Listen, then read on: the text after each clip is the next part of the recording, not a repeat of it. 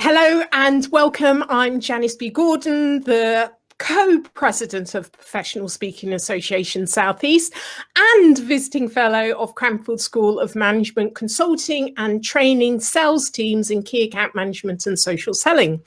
As a professional speaker, I talk about scaling your sales, but today I am up close and personal with the lovely mastermind teammate, long-term kind of contributor and supporter, Jackie Barrie. So welcome, Jackie. Hello. Let me introduce Jackie to you all, first of all, because I've got lots of questions for her that will help you to grow your business. Now, Jackie is a speaker trainer, freelance copywriter, and author. Jackie Barrie specialises in writing without waffle. What a lovely phrase. She's so good at words, really good. In fact, Jackie helped me come up with Scale Your Sales, which is my other brand. So yeah, she's brilliant. Originally, she trained as a journalist. Jackie has an Open University BA honours degree, which includes the psychology of how people process words and symbols. She's also a qualified NLP practitioner, and that's Neuro-Linguistic Programming. And she did this, excuse me, got something on my throat. She did this for a deeper understanding of the power of language, the written and spoken communication. Jackie is a member of the Professional Speaking Association, but also the co-founder and former president of the PSA South East region, of which Richard and myself are current co-presidents.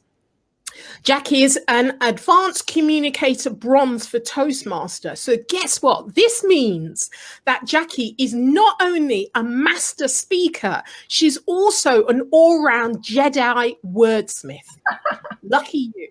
I'm embarrassed now. So Jackie, welcome. Thank you for having me. Glad to be here. Let me start off with your early life.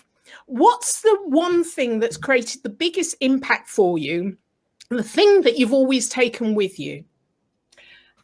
Well, what I remember is at the age of 4, before I went to school, knowing that letters make words. And I was sitting at the table outside the kitchen. Mum was inside the kitchen peeling potatoes. And she tasked me, or I decided, to put letters together and see if I could make them into words. She told me not to bother with 2-letter words because she said there weren't very many of those. So I was trying to make 3-letter words. And I was putting all these letter combinations together, running into the kitchen and saying, is this a word? Is this a word? And she'd say, no, go back, try again. And I was putting together different combinations of letters. Is this a word? No, it wasn't. Eventually, I spelled out C-A-T. And cat was the first word I ever wrote. What that meant was that I could read and write before I went to school. I also had other incidents where I got good feedback about my writing. I remember at the age of about 8, we were asked to spell words out loud in class. I had to spell the word coffee, and I said C-O-F-F-E. And I remember the teacher praising me and saying most children that age would spell the letters out individually rather than in pairs as I did. And then the final story, which was flash forward to maybe the age of 13, at that age, adults always say to you, what do you want to do when you grow up? And I had decided, because English was the thing I was the best at, that I wanted to be a writer. And I said this to my mum's friend, who said, well, go on then, enter this competition to write an article, write a story about the country now known as the Democratic Republic of the Congo, but then known as Zaire. And she gave me a National Geographic magazine with an article all about Zaire, which I used to inspire my story, and I won the competition. And that taught me 2 important lessons. First of all, that actually this writing skill that I've had traces right back to really early days and to early positive feedback that I got from teachers and parents and people around me. And also the power of research, in that you can't write anything unless you've checked out in advance, done your preparation and found something good to write about. So it's interesting. Do you think it was the encouragement that you got when you were younger that helped to motivate your interest and love of communication words? Or do you think you actually had that curiosity before you got all of the encouragement? It's hard to say if it's nature or nurture and trace it back to the original source. All I know that it exists and that I identify so much as a writer that if I draw a self-portrait of myself, I would have letters all around my face. Because those letters, your aura probably has letters all around. They're the falling tools out. of my trade. And yes, it's so much part of my identity, I can't really unpick where it comes from. Yeah. Interesting. Okay, so the PSA South East, a community we both love greatly. Tell us why speaking and especially more particularly improv. I know you've said several times you absolutely love improv, but tell us why it helps speakers to be better speakers. It was at PSA London when John Creamer, who's another PSA member, ran a workshop about improvised comedy. Well, I've been in the audience for improv shows and comedy shows and stand-up shows on TV and live as long as I can remember, because laughing's good. And I've always enjoyed sitting in the audience and watching people who make me laugh. Well, he ran this improv workshop, and at the beginning of it, he said, at the end of this hour, 4 people are going to come to the front and perform an unscripted play, completely improvised from scratch. And I thought in my head, well, there's no way in a million years I'm going to be doing that. We went through the 1-hour workshop and I so enjoyed it that at the end, I'd forgotten about this challenge he'd set. And there were 4 chairs placed at the front of the room. 3 people got up to sit on 3 of the chairs. There was 1 empty chair. And somehow my legs detached from my brain and walked me to sit on this 4th chair.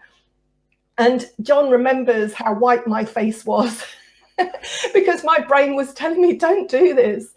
But my body made me do it. And we performed a play, totally unscripted, made everybody laugh. And I got utterly addicted to the feeling of riding on audience laughter, with the result that since then, and I think that was 4 years ago, I have either taken a class, gone to a show, or performed in an improv workshop every single month since then.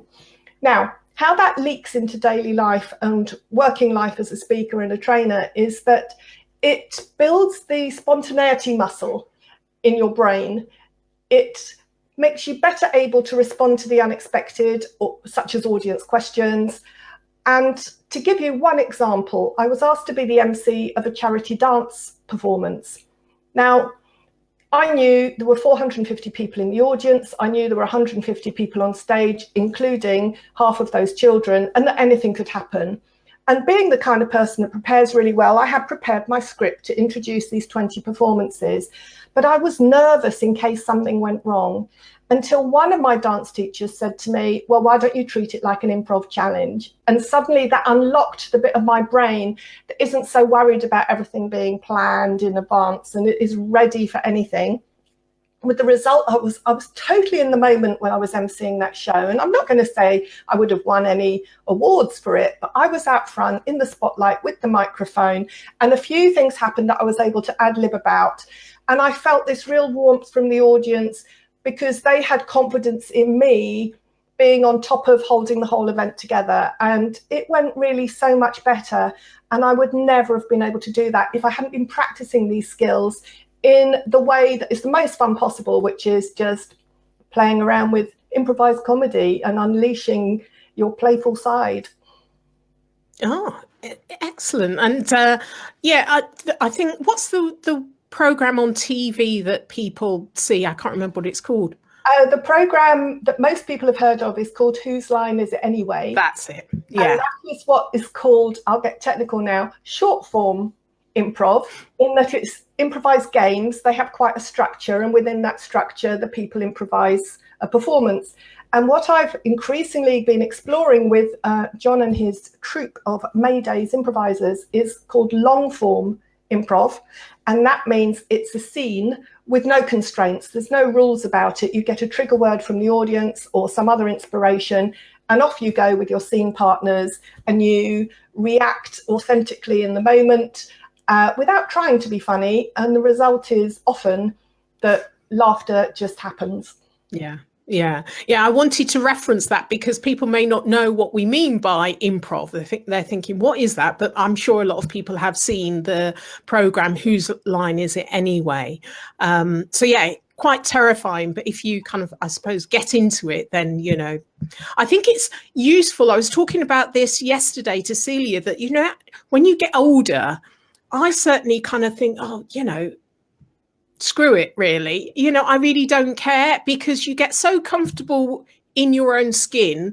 You know, you can't really fail at things unless you think you can fail. You know, you're willing to look a fool because the world doesn't end. No one's going to die. So I think actually, as you get older, you can get more confident. You really don't worry about, you know, you don't sweat so much the small stuff, really, because a lot of stuff has already happened. You know, as you get older, it's already happened. So, you know, I know that I've survived it, so I can do more of it, really. Do you think? It's absolutely true that improv has helped me towards caring less what people think. And yes, that is something that comes with maturity. So I want to talk a bit more about writing, but I know that you went on a Greek island and did a creative writing course with the late Sue Townsend. Tell us how creative writing kind of feeds into a lot of the business writing. Are they completely different, or does one support the other? I think they support one another. The issue that I find is that while I am a paid copywriter for hire, my creativity gets used for a fee to write for other people. And all that creative energy by the end of the day leaves me too exhausted to do any of my own writing. So it was very indulgent for me to spend a fortnight on the island of Skiros with such an amazing teacher and just indulge my own exploring of writing in different forms. I think I will probably have to wait till I retire before I'm able to do that again, because what I did learn was that I'm better at writing fact than writing fiction. I'm better at writing short than I am at writing long. And that fits really with the Writing Without Waffle slogan that you referred to earlier on. And just to tell a quick story about that came from a testimonial from a competitor, a fellow copywriter, who probably a year after I'd gone self-employed wrote me a review that said, Jackie Barrie can write without waffle. That's so rare. And I thought, writing without waffle, I like that. I like the 3 W's. It goes with World Wide Web, and I write a lot of web copy. And I asked her permission to use it. And I've used it ever since, with the result that it's all over my digital marketing presence, but it's also on my business card. And when I give my business card to someone, they say, writing without waffle, that's so useful. I know someone that needs some of that, or I need some of that. And it gets me through the door, even though these days I do a lot more than just writing, because I also train people how to write better or how to become copywriters themselves. And I travel. It's interesting. It reminded me of my business name, The Problem Solver. And that came from testimonials, clients actually saying that and said, oh, you're a real problem solver, because I do make connections and see solutions to things. On my brain, I'm asking questions to actually fill in the dots, you know, to actually make a pattern. And often I'm repeating the words back, and I may change the order so it's easier for other people to see what they've said to me, the inspiration in what they've said. So, and, you know, I kind of tend to interrogate people to get down to the not only the problem, but the real symptom of the problem. So that's why people are saying, oh, you're a problem solver. And that's where the name came from. And on my business card, again, it's an opener like yours, because people say that, oh, problem solver. Well, what problems do you solve? You know, and it opens up a conversation. So really useful actually to listen to your customers, because they give you a lot of really useful information that you probably, because you're not looking at their perspective, really useful information. Yeah. And I do that for my copywriting clients as well. I'll often interview their customers to find out what language they use to describe the service they get. And then I can translate what the business owner wants to say into words that will trigger their target audience to respond. And I used to be an innovation consultant. So I used to do that, you know, as in the innovation and ideas and putting customer groups together. And I think that businesses really do overlook the power of really just speaking to your customers. They know more often about your business than you do, and they know about your business from the business end of it, as opposed to, you know, the application end, which is where we're all at. So it's a really useful thing to do. We don't talk to our customers nearly enough. It sounds simple. Also, I was going to say, you know, the reason why it's difficult to write your own copy. Yes, a lot of business owners think they can write their own copy because they're so close to their own business that no one knows it as well as they do. Trouble is, they are so close to their own business that they're not able to write from the point of view of the reader. And that is the number one lesson that changes normal writing into copywriting. It is to write as if you're in the shoes of the reader, to give them the answer to the question that's in their mind, the what's in it for me question, to turn features into benefits, to turn it upside down. This is one of the main tips that I share on the training courses that I do. So a lot of people, for example, if they've been through academia, will write in a chronological order in their About Us page or their LinkedIn profile, for example. They'll say the company was founded in 1905, and then it moved to this new address, and then it got this new machine, and then this chief exec joined, and then today we do this, that, and the other thing. Trouble is, people are so busy they won't read till the end, so you've got to put your most important information at the beginning. That means starting with where you are today, and you end up with how you got there.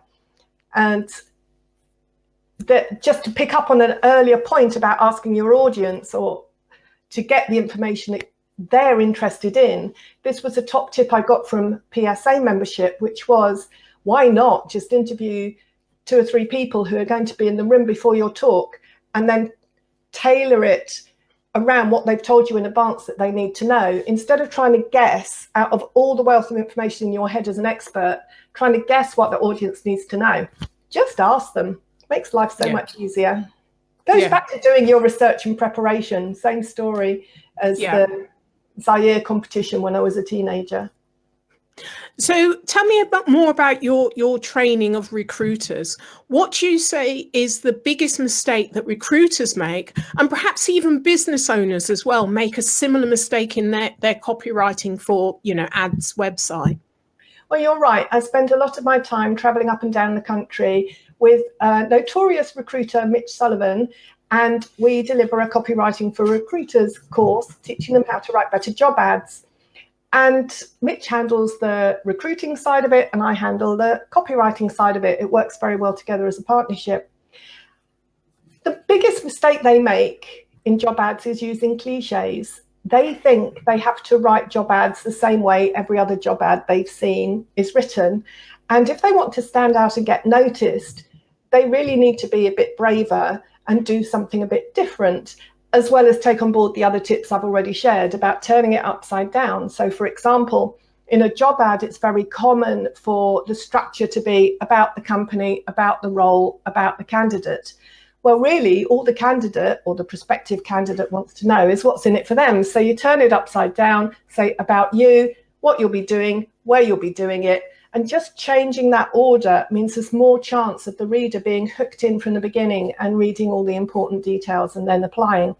The same lesson applies to any kind of marketing message. It's always thinking from the point of view of the person on the other end. Absolutely, absolutely.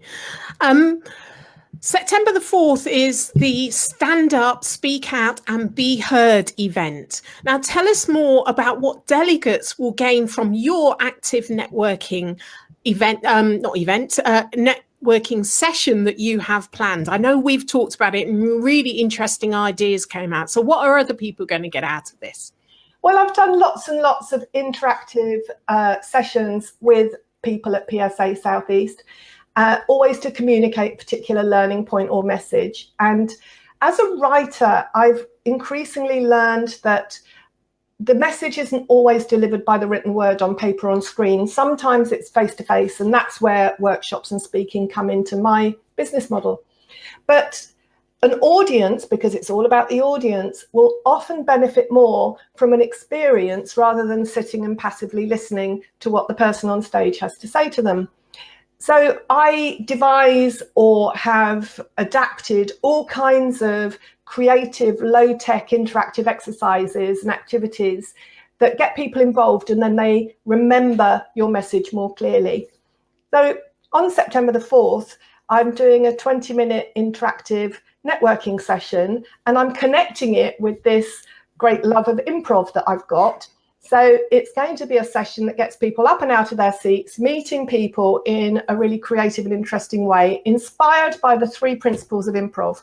Because really in improv, there are only a few rules or guidelines, and it is impossible to get it wrong. So this session should get a big boost of energy in the room, be a lot of fun, and give people the chance to meet and mingle with all the other speakers and business owners that are in the room in a way that I think leads into the lunch break, so they continue the conversations that they start during my session. So I thought it was really beneficial having active networking, because we're going to have some speakers there, but also other business owners as well. And I certainly know, and I'm sure it's the same with you, you work with people you know, like, and trust. And because you come to a community where you've got a common interest and you get a lot of really useful information, you're more likely to work with those people in the future, because you've actually developed a relationship with them. And it's difficult to do when you've got a workshop, but even if you meet one person that you didn't know before, who has the potential to introduce business to you or to partner with your business, then it's beneficial, isn't it?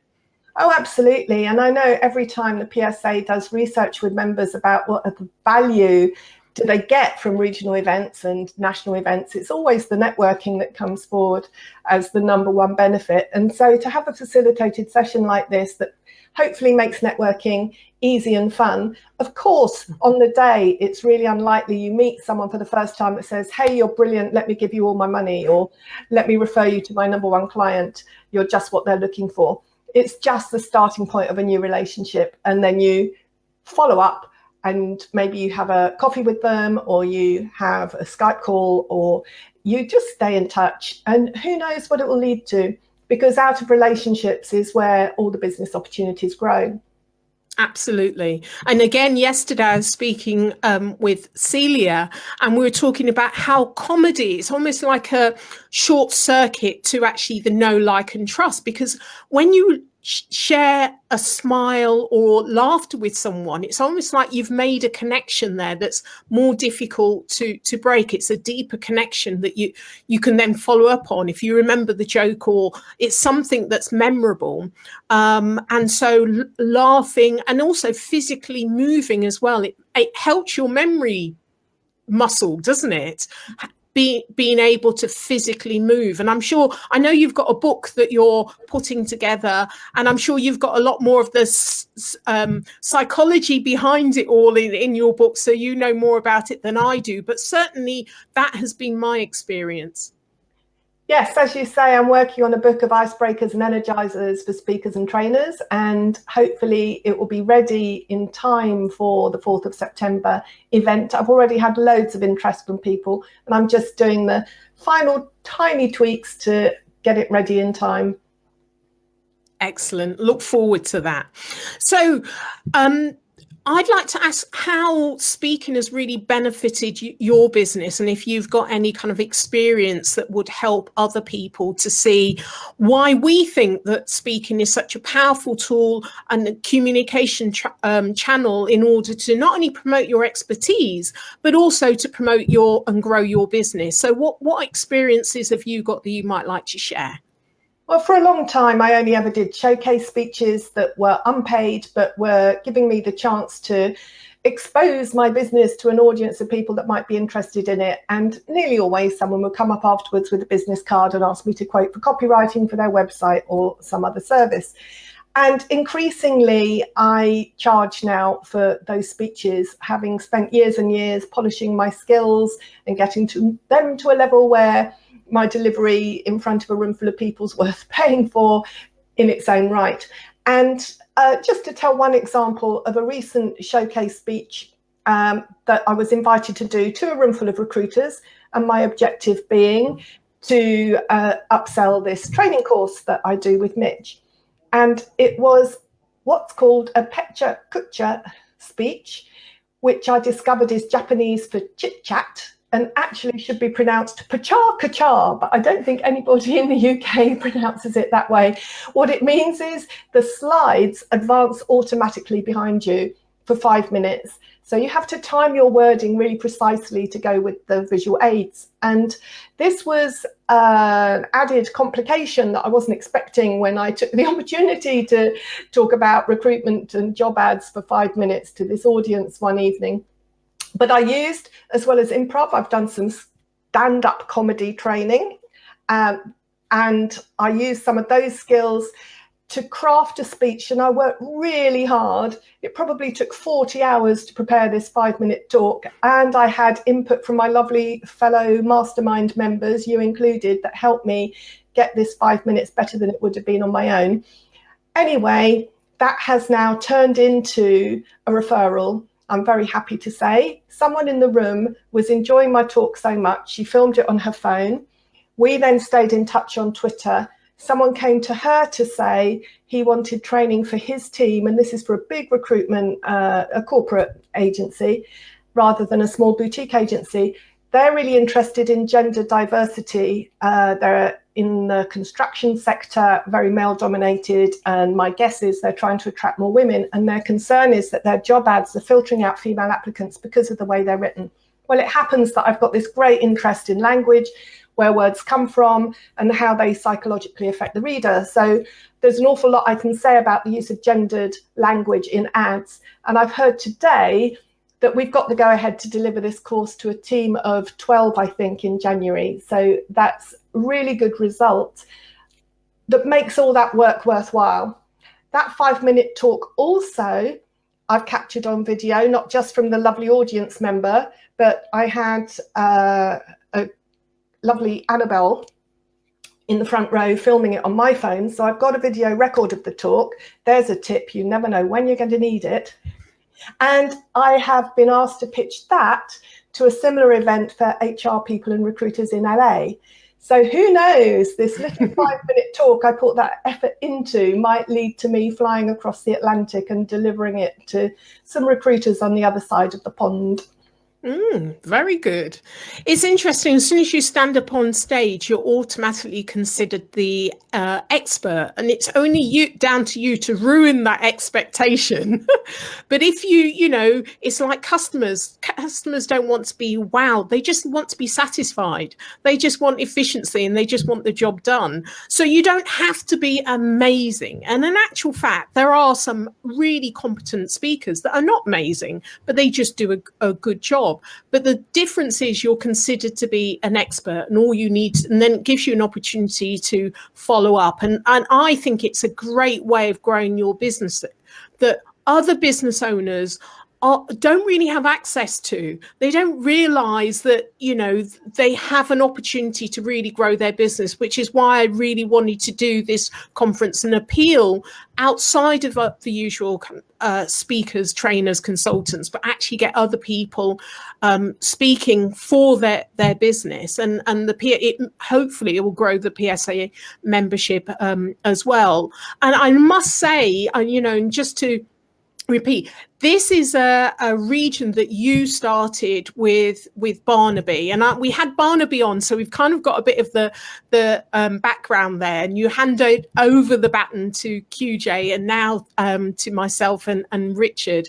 But it's a brilliant community that you not only do you make friends, but also much of your business can come from speaking business, other speakers. So yeah, it's wonderful. So I don't know if you've got anything to say about, the community in PSA. I would just add one thing, which is that I'm not a natural person to force myself into the spotlight. I actually have to push myself on stage every time. So speaking's not compulsory, but you're dead right that as soon as you're on stage, or as soon as you publish a book, or as soon as you position yourself as an expert, then people are more willing to trust what it is that you have to say. But you do have to have something valuable to say. Yeah. Yes. Right, now we've got the quick fire questions. Okay. Are you ready? What's one thing you haven't done yet? Oh, having that chance to write my own novel. Creative writing coming to the fore. What are you most passionate about and why? About spelling, grammar and punctuation.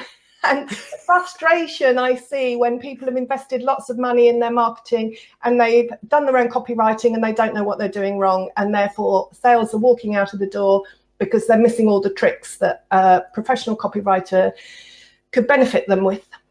Yeah. Okay. If you're on a desert island on your own, what's the one thing? And I have to emphasize one, because us speakers like to talk and we often then stretch the boundaries. So what's the one thing you would take with you? Well, I think pen and paper is one thing. Because you can't have one without the other. What about a stick in the sand? No, pen and paper's for me to write my record of being I know. So you're on the desert island and you're writing the creative book, and that gives you the time to do it, and you'll make sure that, and even the book may include lots of anecdotes about grammar, all those things that really irritate you. So you're covering off all three, aren't you?